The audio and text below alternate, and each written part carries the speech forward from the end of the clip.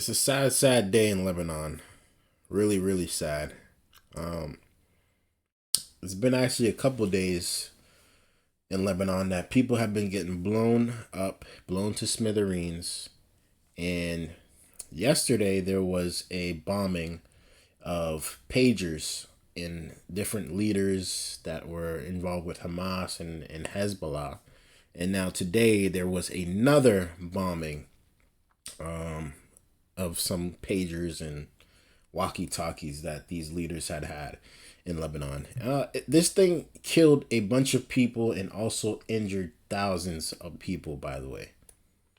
And they all say it was because of Israel. We don't know the exact details of that situation because, this just happened, but they are blaming Israel for this.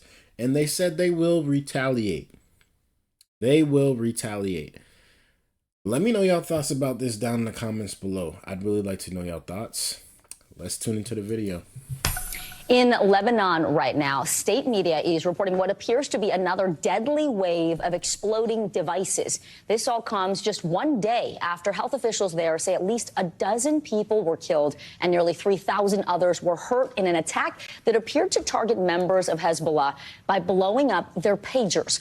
Two U.S. officials tell NBC News Israel is behind those blasts. So far, Israeli officials have not commented directly, but Hezbollah is promising to retaliate. NBC News international correspondent Raf Sanchez is live in Tel Aviv for us this afternoon. So, Raf, lay out what we know about this attack today. What kinds of devices exploded? Vicky, this is a very fast-moving situation, but at this hour, Lebanese state media is saying at least 9 people killed and more than 300 injured in today's set of explosions. And while yesterday's blasts all over Lebanon appear to have been the result of exploding pagers, Lebanese state media is saying today they are seeing walkie-talkies, two-way radios blowing up.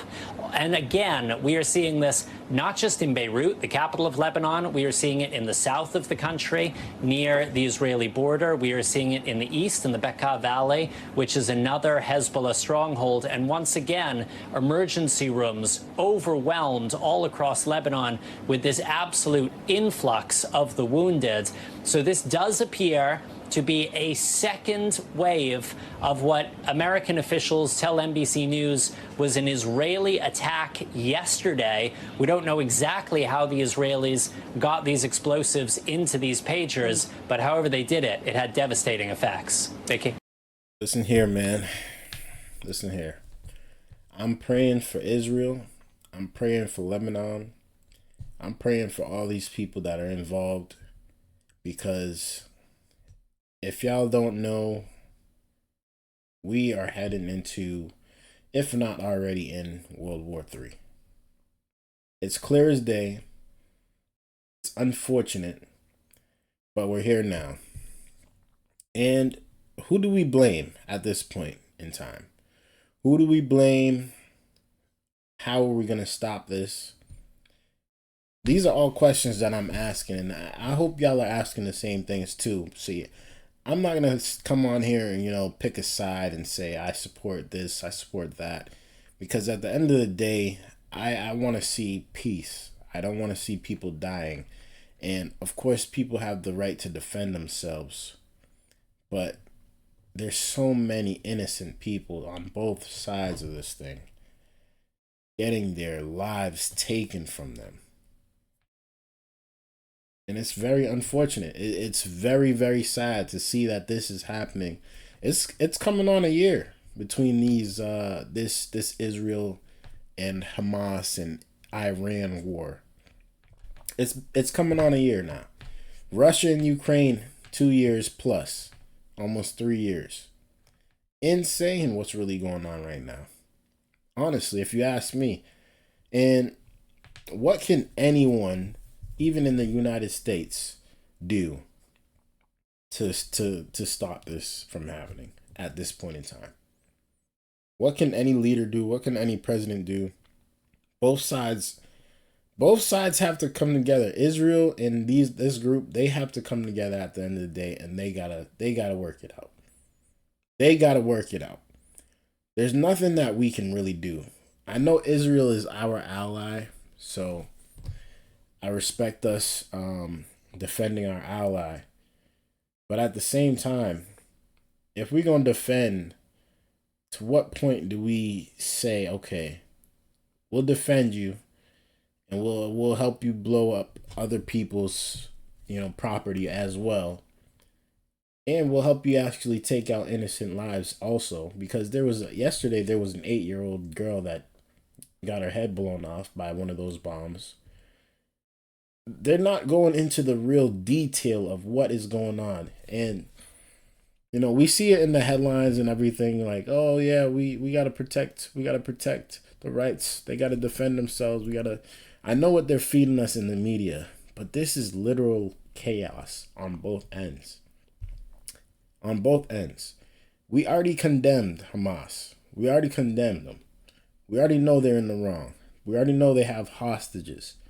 They're not giving them up. So do we really expect to stop? Do we really expect this to stop? Give up the hostages. If people really wanted this to stop, this could have stopped a long time ago, honestly.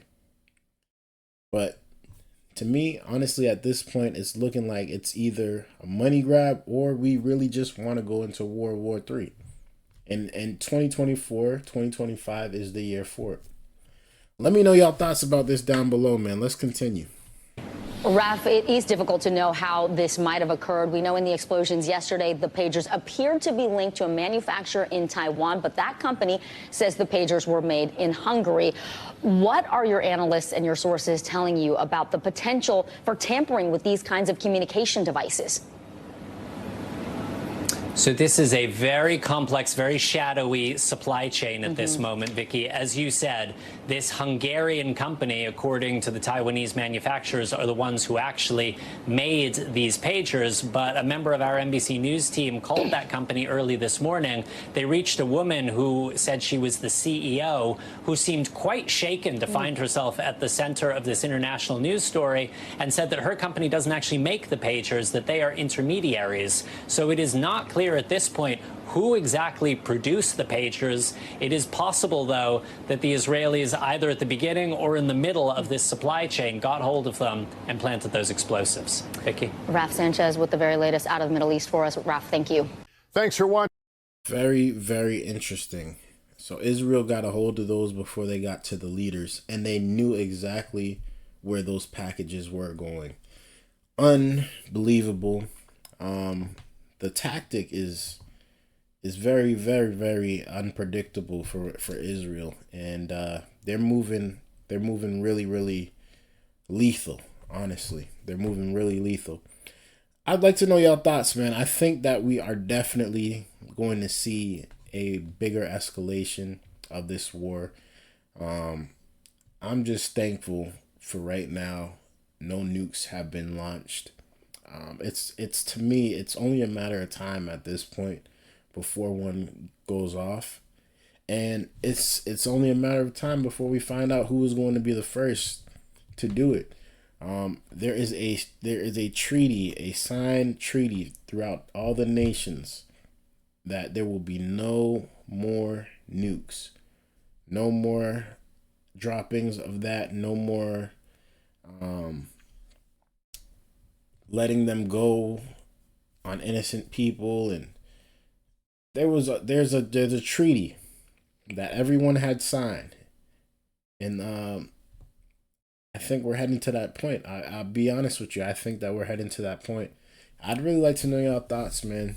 Who is going to be the first one to do it, and how are we going to deal with that? Are we even going to be alive to see it?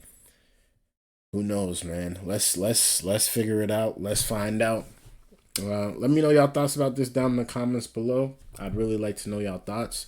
Thank you for all the love and support, y'all. I really, really appreciate y'all, man. Until next time, hit that like button, hit that subscribe button on y'all way out. Peace.